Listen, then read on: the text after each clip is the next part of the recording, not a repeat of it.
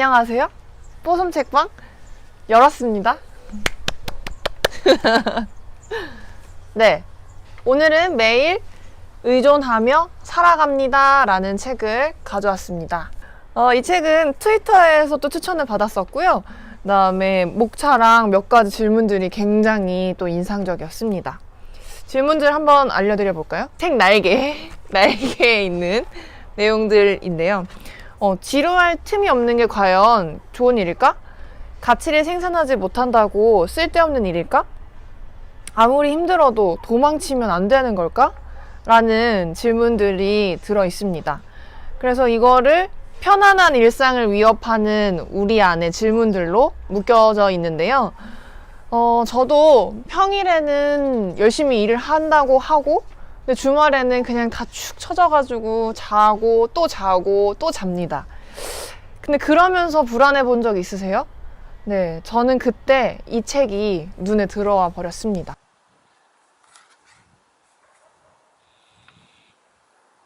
이 책은 도하타 가이토라는 일본의 그 임상심리학자분이 쓰신 책이에요.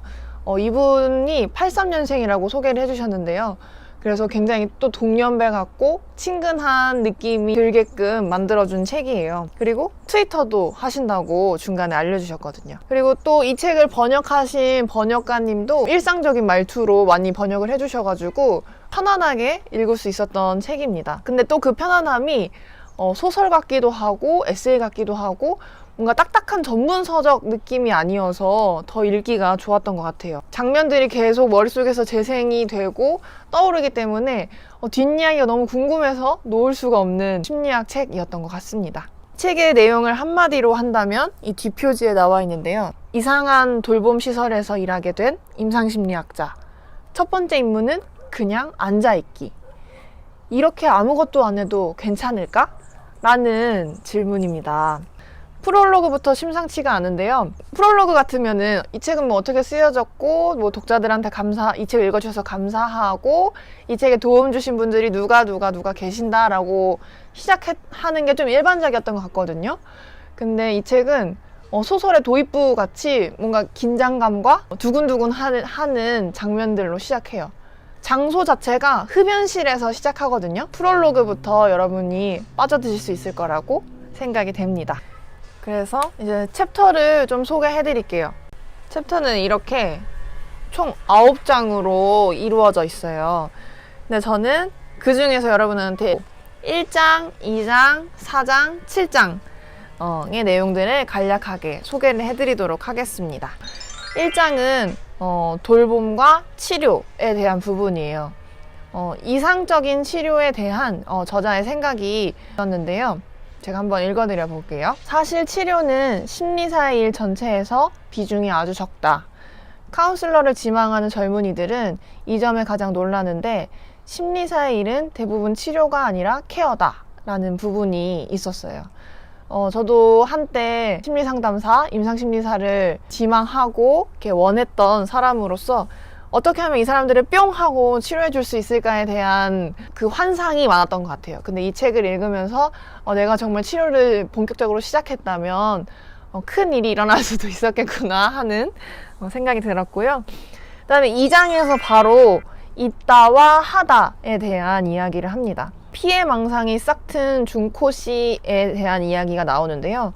이것도 잠깐 읽어드리면 준코 씨가 원했던 것은 치료 따위가 아니라 돌봄이었다. 그녀는 마음을 파헤치는 것이 아니라 마음 주변을 착실히 단단하게 다지기를 원했던 것이었다. 그래서 이처럼 머무는 돌봄 시설에서는 사회에 있기 어려운 사람들이 있는데 저자의 일은 있기를 어려워하는 사람들에게 함께 있어주는 것이 저자의 일입니다. 제가 저번 책에서도 의지하는 거에 대해서 한번 언급했던 적이 있는데요. 이번에도 또 그 부분이 나와요.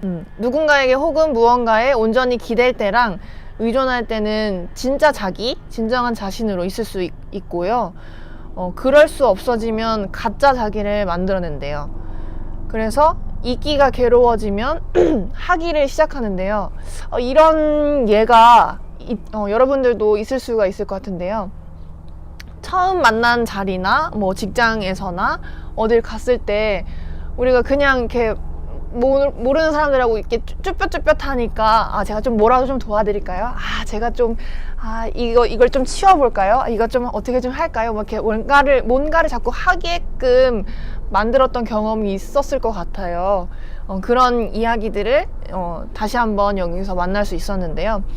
우리가 어떨 때 하는지 한번 생각해 보시는 시간도 되면 좋을 것 같습니다. 그래서 뒤집어 말해서 있기 위해서는 그곳에 익숙해지고 그곳의 사람들에게 안심하고 몸을 맡길 수 있어야 한다고 저자는 말하고 있습니다. 이렇게 있다와 하다를 설명하는데요. 익숙한 개념인데 이것을 다시 한번 책에서 읽었을 때는 실제로 어떤 일들이 있었는지 더 궁금해져서 다른 3장, 4장, 5장 이야기들을 또 펼쳐나가실 수 있을 것 같습니다. 4장에서는 전문가와 초보자라는 챕터로 이야기가 풀어집니다. 그래서 보이지 않는 노동이라는 부제가 붙는데요. 네, 또 읽어드리자면 간호가 의학보다 오래되었다고 한 나카이 하사고의 말처럼 돌봄은 치료보다 오래된 것이다. 의존 노동이란 전문화되지 않은 채 남아있는 돌봄을 가리킨다. 그래서 나도 멤버들이 요청한다면 가리지 않고 온갖 일들을 해내야만 했다. 오늘날 문제를 더욱 복잡하게 하는 것은 의존 노동의 사회적 가치가 낮다는 점이다. 그래서 아까 1장에서 살펴본 치료와 돌봄에 대해서 4장에서 다시 한번 언급하면서 좀 더 심도 있게 풀어나갑니다. 이어서 돌봄 노동의 가치가 낮아 보이는 이유에 대해서는 자립과 성장에 대해서 또 이야기를 이어나가는데요. 더 알아보시죠. 자기의 일은 스스로 하자라고 우리가 배우죠. 가르침대로 하면 참 잘했어요 라고 칭찬을 받았고요. 자립해서 다양한 일을 자기가 책임지고 해내는 사람들이 이 사회를 구성하고 있습니다. 이런 전제 아래서 우리 사회가 운영되는 것이고요. 그 때문에 자립하여 이루어지는 활동의 가치는 눈에 잘 띕니다 라는 설명이 있었어요. 그래서 우리 각자도 스스로 먹고 사는 일들에 대해서 고민이 많을 것이고 또 그것들을 하루하루 해내고 계실 거라고 믿는데요. 근데 그 반대로 이제 눈에 잘 띄지 않는 돌봄 노동에 대해서 이야기를 하려고 합니다. 이번에는 그래서 돌봄 노동에 대해서 설명을 하는 내용이 나옵니다. 저자도 임상심리사로 일하면서 치료뽕에 대해서 엄청나게 많은 자부심이 있으셨던 분이거든요. 근데 그 일을 할 때는 나도 전문적이고 전문가고 하기 때문에 자부심이 높은데 돌봄 노동의 영역으로 넘어왔을 때는 이것이 내가 하는 일이 맞는 건가? 이것도 내가 해야 하는 건가? 라는 자조적인 이야기들을 합니다. 근데 너무 표현이 와닿아가지고 이것도 다시 한번 말씀드려볼게요. 결국 같은 질문을 할 수밖에 없다. 나는 대체 뭘 하는 사람일까? 버스를 운전할 때, 보리차를 내릴 때, 그럴 때도 나는 임상심리사일까? 모르겠다. 그래서 때로 마음속으로 사악한 계획을 세우기도 했지만 마음속에 또 다른 존재에게 안 돼, 괴물이 되지는 마 라고 저지당하곤 했다. 여러분도 혹시 마음속에 또 다른 존재의 말을 들어본 적이 있으신가요? 네, 우리 안에 조금씩 이렇게 악한 모습들이 저는 있다고 생각을 해요. 근데 그것들을 어떻게 잘 처리하고 잘 조절하느냐에 따라서 좀 사람 됐네 라는 소리를 듣는 것 같은데요. 그래서 제 안에 있는 이 괴물이 튀어나오지 않게 저는 또 어떻게 살고 있는지 궁금하신가요? 네, 궁금하지 않으시다고. 그래서 이 앞주머니, 저 이번엔 앞주머니가 없네요. 앞주머니에 있는 막 사표를 생각한다던가 아니면 아예 뭐 멀리로 떠난다던가 막 도망친다던가 그런 생각들을 하면서 사는 것 같습니다. 여러분도 여러분 안에 있는 괴물을 막는 순간이 있었다면 댓글로 알려주세요. 마지막 챕터는 7장인데요. 치료자와 환자 챕터입니다. 부제로는 금요일에는 우리만 아는 개그로 웃는다 라는 부제가 있는데요. 이것도 이야기로 너무 잘 풀어주셨기 때문에 제가 스포를 하지 않기로 다짐하면서 꼭 책 속에서 만나보세요.